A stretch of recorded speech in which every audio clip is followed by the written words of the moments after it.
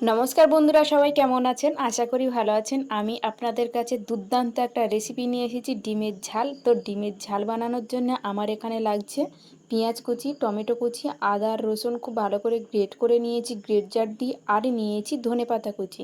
আর আমি আর এক সাইডে দিয়ে দিয়েছি 3টে ডিম নিয়ে ডিমটাকে খুব ভালো করে সেদ্ধ করে নিয়েছি। আর এখানে আমি ঠান্ডা জলে তুলে নিয়েছি। এরপরে আমি এটাকে খুব ভালো করে খোসা ছাড়িয়ে নেব। খোসা তো ছাড়ানো হয়ে গেছে, এরপরে তো ভেজে নিতে হবে। তো তার জন্যে কড়াটা গরম করে সর্ষের তেল দিয়ে দিয়েছি। সর্ষের তেলটা খুব ভালো করে গরম করে নিয়েছি। এরপরে আমি নুন আর হলুদ মাখিয়ে রাখা ডিমটা তেলের ওপরে ছেড়ে দেব, দিয়ে খুব ভালো করে এটাকে আমি এইভাবে নাড়াচাড়া করে ভেজে তুলে নেব। ব্যাস, এখানে তো আমার ভাজা হয়ে গেছে। এরপরে আমি ডিমগুলোকে একটা একটা করে তুলে নেব। আর ফোড়নে আমি দেব একটা তেজপাতা আর দুটো শুকনো লঙ্কা। আর শুকনো লঙ্কা আর তেজপাতাটা একটু নাড়াচাড়া করে নিয়েছি। তারপরে একই তেলের মধ্যে দিয়ে দেব পেঁয়াজ কুচি। আপনাদের কাছে কাঁচা লঙ্কা থাকলে কাঁচা লঙ্কাও কুচি দিতে পারেন। এরপরে আমি পেঁয়াজটাকে খুব ভালো করে ভেজে নেব। আর আমি আরেকটু সর্ষের তেল অ্যাড করব, কারণ আমি এই রেসিপিটা বানাবো সর্ষের তেলে। তো আমি সর্ষের তেল পরিমাণ মতো দিয়ে দিয়েছি। এরপরে আমি খুব ভালো করে পেঁয়াজটাকে এই তেলের ওপরে ভেজে নেব।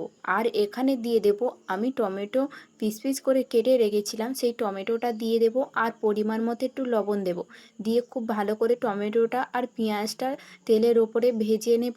আর টমেটোটা যতক্ষণ গলছে ততক্ষণ আমি অপেক্ষা করব। তো এখানে আমি এই লবণটা পরিমাণ মতো একেবারেই দিয়ে দিয়েছি। তো এরপরে আমি এই টমেটোটা গলা পর্যন্ত অপেক্ষা করব।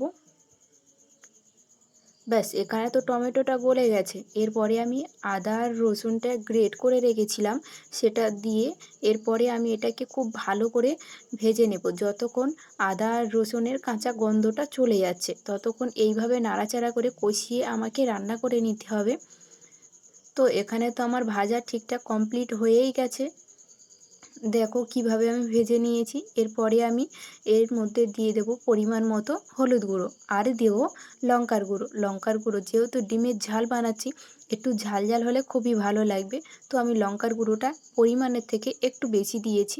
ব্যাস, এখানে তো সব কিছু উপকরণ দিয়ে দিয়েছি। তারপর ভাবলাম না না, জিরের গুঁড়োটা দিতে হবে। তো তার জন্যে আমি আবার জিরের গুঁড়োটা দিয়ে দিলাম। আর মশলাটা পুড়ে না যায় তার জন্যে আমি একটু জল দিয়েছি। জলটাকে দিয়ে আবার আমি গ্যাসটাকে একটু কমিয়ে এটাকে আমি এইভাবে নাড়াচাড়া করে রান্না করে নেব। আর চারদিক থেকে কিছুক্ষণ পরে তেল ছেড়ে আসবে।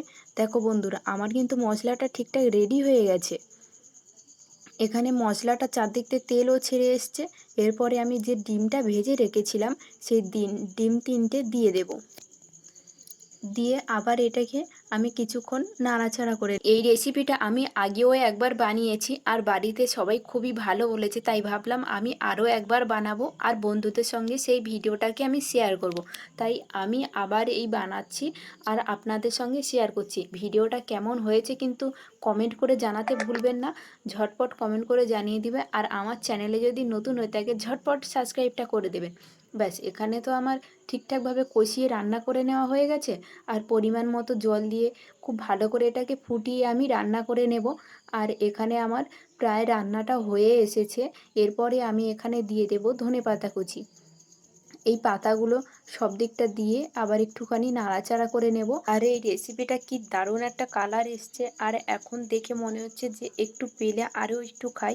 ব্যাস, এখানে আমার রেসিপি একদম কমপ্লিট হয়ে গেছে। আর সব শেষে আমি দিয়ে দেব সানরাইজ শাহি গরম মশলা। এখানে গরম মশলাটা দিয়ে আমি আবার একটা চারদিকটা মিশিয়ে নেব, নিয়ে আমি এটাকে নামিয়ে নেব। দেখো বন্ধুরা, আমার এখানে তো রেসিপি একদম কমপ্লিট হয়ে গেছে। আপনারাও এইভাবে বাড়িতে বানান আর বাড়ির লোকেদের খাওয়ান, খুবই ভালো লাগবে। আমি এখানে খেতে বসে গিয়েছি। দেখো কেমন এই রেসিপিটা হয়েছে, আর তো খেতে দুর্দান্ত লেগেছে। আপনারাও বানান, খুবই সুন্দর একটা রেসিপি। আমার এই রেসিপিটা ভালো লাগলে কমেন্ট করে জানিও। টাটা।